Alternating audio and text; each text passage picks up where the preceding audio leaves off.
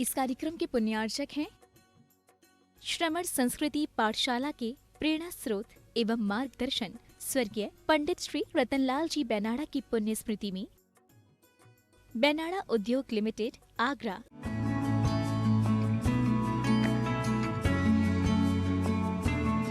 जय जिनेन्द्र नमियूणवढ्यमाणं परमपाणं जिणं तिशोद्धेन वोच्छामिरयणसारं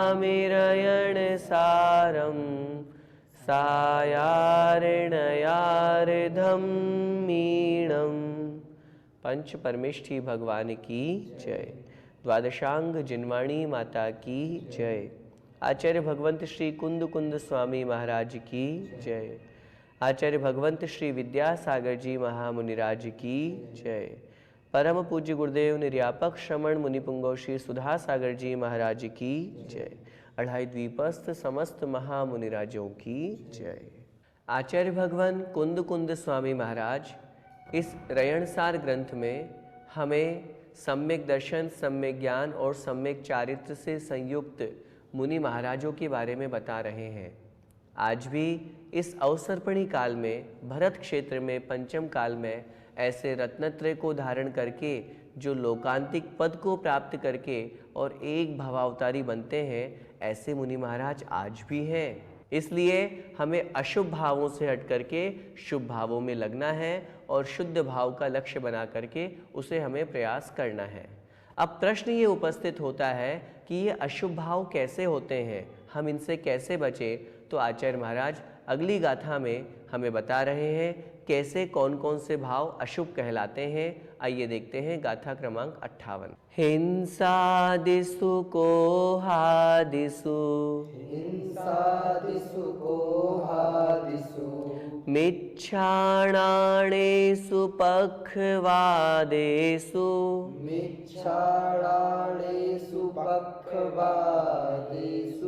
मच्छर्येषु मदेषु दुरहिणिवेशेषु असुहलेशेषु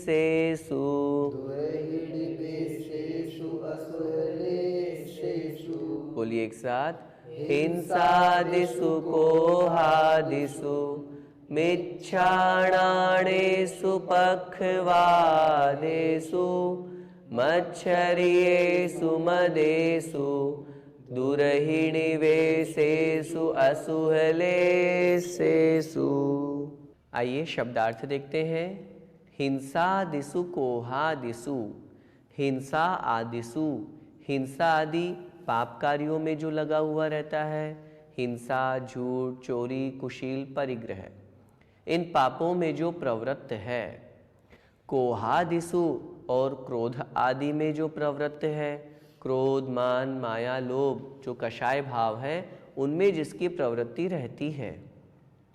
मिच्छाणाणेषु अर्थात मिथ्या ज्ञान में जिसकी प्रवृत्ति रहती है।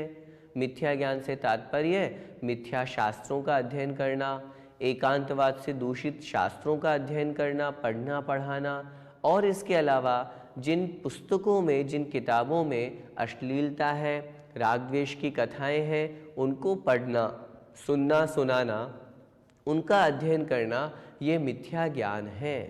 साथ में पक्षवायेषु अर्थात पक्षपात करने में, भेद करने में, विकल्प करने में, फ्रॉड करने में जो लगा हुआ है। आचार्य महाराज आगे लिख रहे हैं मच्छर्येषु मदेषु, मात्सर्य में, मात्सर्य का मतलब होता है ईर्ष्या भाव। बस दूसरों से हम ईर्ष्या करते रहें, जलते रहें, वो इतना आगे बढ़ता जा रहा है और दूसरे को देख देख करके हम दुखी होते जाएं। और मदेषु अर्थात अहंकार में, घमंड करने में। साथ में कह रहे हैं दुरहिनिवेशेषु, दुरहिनिवेशेषु का मतलब होता है दुरभिनिवेशों में। दुरभिनिवेश का मतलब होता है गलत अभिप्राय में, मिथ्या अभिप्राय में। शास्त्रों में सब बातें लिखी हैं और हमने उसका गलत अभिप्राय लगा करके स्वयं भी धारण कर लिया और लोगों को भी बता रहे हैं। खुद के काम की जितनी बात है वो तो हमने ग्रहण कर ली और आत्मकल्याण की जो बात है उसकी तरफ हमारा ध्यान नहीं गया। ये कहलाता है दुरभिनिवेश। और अंतिम शब्द कह रहे हैं असुह लेसेसु, अर्थात अशुभ लेश्याओं में।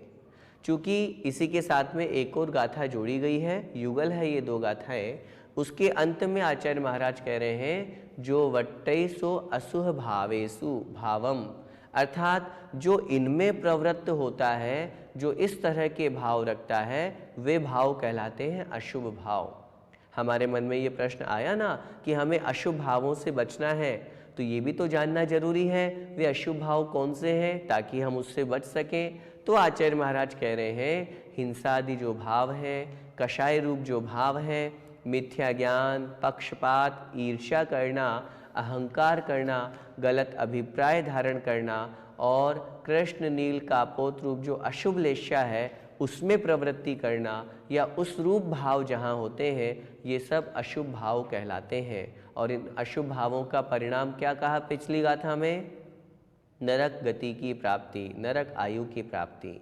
इसलिए हमें इन गाथाओं को पढ़ करके ये ध्यान रखना है हम इन अशुभ भावों से बचें ताकि संसार के उन दुखों से हम बच सकते हैं। भैया जी, मात्सर्य और पक्षपात में क्या अंतर है? दोनों में अंतर ही नहीं, दोनों अलग अलग चीज़ें हैं। मात्सर्य का मतलब होता है ईर्ष्या करना, जहाँ एक दूसरे से हमें आगे बढ़ने की इच्छा होती है। आगे बढ़ने की इच्छा होना अलग बात, और उसके प्रति जलन करके, उसके प्रति ईर्ष्या करके, उसके प्रति जेलस का भाव जिसे हम कहते हैं, उसे कहते हैं मात्सर्य भाव, ईर्ष्या भाव। अगर मैं इसको बता दूंगा तो ये मुझसे आगे बढ़ जाएगा, नहीं नहीं ये मुझसे आगे नहीं बढ़ना चाहिए, चाहे धन वैभव में लो, चाहे ज्ञान की अपेक्षा से लो, चाहे किसी भी अपेक्षा से लो। इस तरह का जो हमारे अंदर ईर्ष्या परिणाम होता है, सामने वाले से जेलस होता है, उसे हम कहते हैं ईर्ष्या। और पक्षपात मतलब भेदभाव, जहाँ हमारे अंदर अपने स्वयं के लिए जो उपयोग में आ रहे हैं उनको तो हमने ग्रहण कर लिया और बाकी को छोड़ दिया। या बहुत बार ऐसा भी होता है कि हम किसी पंथवाद में पढ़ करके उस बात को ग्रहण करते हैं जो हमारे फेवर की है, और दूसरी बात को हमेशा हम उसको नकारना चाहते हैं, जबकि हमें किसी भी पक्षपात में नहीं पड़ना चाहिए। हम आगम की बात माने। जहाँ संसार में देखा जाता है हम झगड़ा करते हैं सिर्फ अपने पक्षपात के लिए, स्वयं के फेवर के लिए, हम उन लोगों का फेवर करते हैं जिनसे हमें राग है, जो हमारे अपने हैं, चाहे वो गलत हो चाहे सही हो। तो इस तरह की प्रवृत्ति जहाँ होती है वो सब अशुभ भाव कहलाते हैं। और आगे अगली गाथा में आचार्य महाराज कह रहे हैं अशुभ भाव और किस किस प्रकार के होते हैं। देखिए,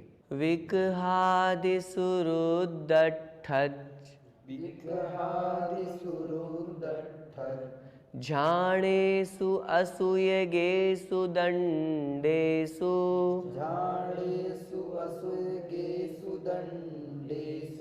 सल्लेषु गारवेषु जो वट्टदि असुह भावोसो। बोलिए, विकहादिसुरुदट्ठत् झाणेषु असूयगेषु दण्डेषु सल्लेषु गारवेषु जो वट्टदि असुह भावोसो। किस प्रकार के परिणाम होते हैं अशुभ भाव, चर्चा चल रही है उसकी।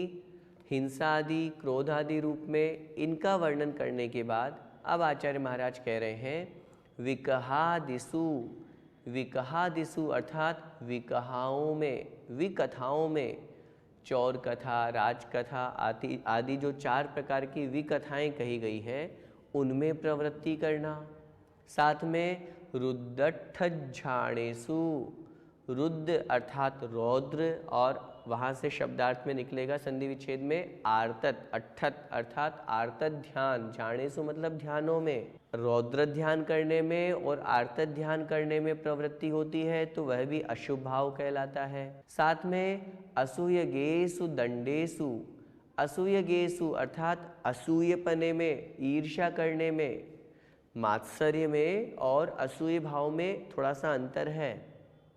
जहाँ सामान्य रूप से ईर्ष्या भाव होता है वहाँ पर कहलाता है मात्सर्य, और जहाँ कोई मुझसे आगे न बढ़ जाए इस तरह की भावना भी मन में आ जाती है तो वो कहलाता है असूय भाव, उनमें प्रवृत्ति करना।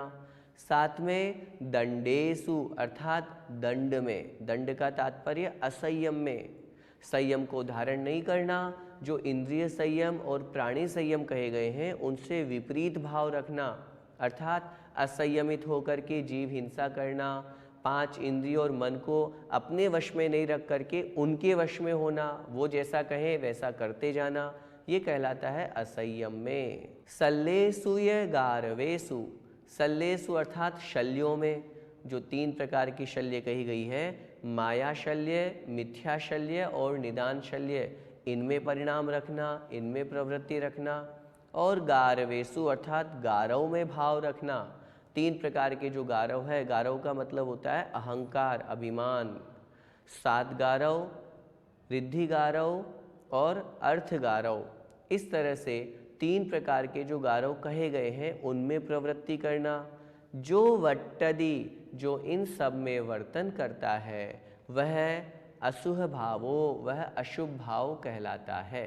गारव में यहाँ 3 गारव कौन कौन से समझना है, शब्द गारव, अर्थ गारव और 7 गारव। इस तरह से इनमें जो प्रवृत्ति करता है, चाहे विकथा में, चाहे आर्तरौद्र ध्यान में, चाहे अशुभ भावों में, चाहे असंयम में, इन सब में जो प्रवृत्ति करता है वह सब भाव अशुभ भाव कहलाते हैं और इन अशुभ भावों का परिणाम नरक गति बताया गया है। इसलिए इन दोनों गाथाओं से हमें क्या समझना, हमें ये भाव नहीं करना ताकि हमारे भाव, हमारे परिणाम अशुभ ना हो और हम नरक से बच सकें। भैया जी, विकथा से क्या तात्पर्य है? विकथा का मतलब होता है विपरीत कथा। जो कथा, जो बातें, जो ज्ञान हमें आत्म कल्याण में निमित्त नहीं बन करके और संसार वृद्धि में निमित्त बनता है, कर्म बंध में निमित्त बनता है, वो सारी की सारी बातें विकथा कहलाती है। आचार्यों ने 4 प्रकार की विकथाएं बताई है, राजकथा, चौर कथा, स्त्री कथा और भोजन कथा। हम स्वयं विचार करें, हमारा कितना समय इन्हीं चारों बातों में निकल जाता है। बहुत बार देखते हैं संसार में लोगों को सुबह से लेकर के शाम तक किसी न किसी पार्टी की, किसी न किसी बात की चर्चा ही करते रहते हैं। वो प्रधानमंत्री, वो विधायक, वो पार्षद, वो एमएलए, ये सब चर्चा पूरे दिन भर चलती रहती है। और जब चुनाव का समय चलता है तब तो मंदिर भी भूल जाते हैं, बस यही नेता लोग याद आते हैं। कभी कभी तो ऐसा भी हो जाता है कि एक ही घर में दोनों पक्ष वाले लोग होते हैं, 2 विपरीत पार्टी वाले होते हैं और उन्हीं में ये बहस ही चलती रहती है, तो ये कहलाती है राजकथा। ऐसे ही चौर कथा, चौर का मतलब सिर्फ चोरों की कथा नहीं, कैसे मैं धन चुराऊं, कैसे मैं धन और ग्रहण करूं, जो वस्तु मेरी नहीं है उसके ऊपर दृष्टि डाल करके उसको मैं कैसे ग्रहण करूं, ये भाव, इस प्रकार की बातें करना, ये कहलाती है चौर कथा। स्त्री कथा, पुरुष की अपेक्षा से स्त्रियों की बातें करना, उनको देखना, सुनना, ये भाव, और स्त्रियों की अपेक्षा से पुरुषों में लगाना। और इसके साथ में भोजन कथा। और सच कहें तो हमारा अधिकांश समय महिलाओं का तो इसी में जाता है, आज क्या बनाना, क्या बनाया, कैसा बनाया। जो भोजन हमने 3 दिन पहले बनाया था अभी तक भी उसकी हम चर्चा करते हैं। तो कहने का भाव यही है, हम पूरे दिन भर इन्हीं 4 कथाओं में लगे हुए हैं, इन्हीं में अपना जीवन व्यतीत कर रहे हैं। जब धर्म चर्चा आती है तो वो हमें सुहाती नहीं, वो हमें अच्छी लगती नहीं, हमें तो बस राग द्वेष की बातें हमसे करवा लो, तो ये अशुभ भाव ही तो कहलाएंगे। अब देखो, घर बैठे हमें जिनवाणी चैनल से कक्षा पढ़ने को मिल रही है और फिर भी हम ये नहीं पढ़ें और दूसरे टीवी सीरियल देखें, कोई दूसरा चैनल में हम डांस देखें या ऐसी पिक्चर्स देखें, मूवीज़ देखें जिनसे हमारे अंदर और वासना जागृत हो रही है, राग द्वेष परिणाम बढ़ रहे हैं, तो ये सब विकथा के अंदर ही तो आते हैं। आज की कक्षा में हमने अशुभ भावों में कौन कौन से भाव आते हैं वो पढ़े, चाहे हिंसादि भाव हो, चाहे विकथा रूप में भाव हो, चाहे कषाय भाव हम कर रहे हों, चाहे ईर्ष्या, मात्सर्य, पिशुन भाव, शल्य जहाँ हमारे मन में होती है, चुभन हमेशा चुभती रहे, निदान भाव हमारे अंदर हो, मैं धर्म कर रहा हूँ, मुझे ये भोग आकांक्षा मिल जाए, जहाँ अहंकार की प्रवृत्ति होती है, ये सब परिणाम कहीं न कहीं सब अशुभ भाव कहलाते हैं। और इन अशुभ भावों का फल क्या है, नरक गति हम पहले पढ़ के आ चुके हैं। अब जरा इस बात पर हमको विचार करना है, या बहुत बार लोग इस तरह की जब बातें आती तो कहते हैं अधिकांश लोग तो ऐसे ही हैं, और जब अधिकांश लोग ऐसे ही हैं तो उनकी गति क्या होगी ये हम स्वयं समझ सकते हैं। हमें अधिकांश में नहीं जाना, हमें अपने आप के बारे में विचार करना है, हमें कहाँ जाना है। आगे की 2 गाथाओं में आचार्य महाराज शुभ भाव बताएंगे, कौन सी क्रिया करने से हमारे अंदर परिणाम अच्छे होते हैं, उसको भी अपन समझेंगे। अभी इस कक्षा में अपन को ये समझना है, हमें अपने परिणाम अशुभ नहीं रखने। जितना हो सके गृहस्थ में हम पापों से बचें, जितना हो सके हम कषायों से दूर रहने की कोशिश करें। जो हमारे पास है उसमें हम खुश रहें। प्राप्त को हम पर्याप्त समझेंगे तो संतोषी सदा सुखी।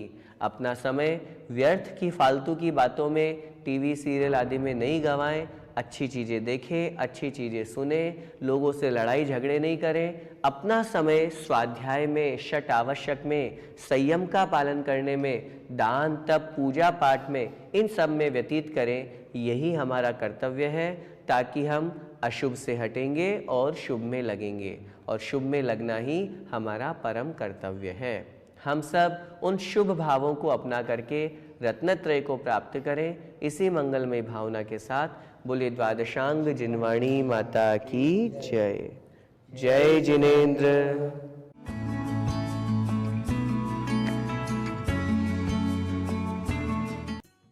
इस कार्यक्रम के पुण्यार्चक थे श्रमण संस्कृति पाठशाला के प्रेरणा स्रोत एवं मार्गदर्शन स्वर्गीय पंडित श्री रतनलाल जी बेनाड़ा की पुण्य स्मृति में बेनाड़ा उद्योग लिमिटेड, आगरा।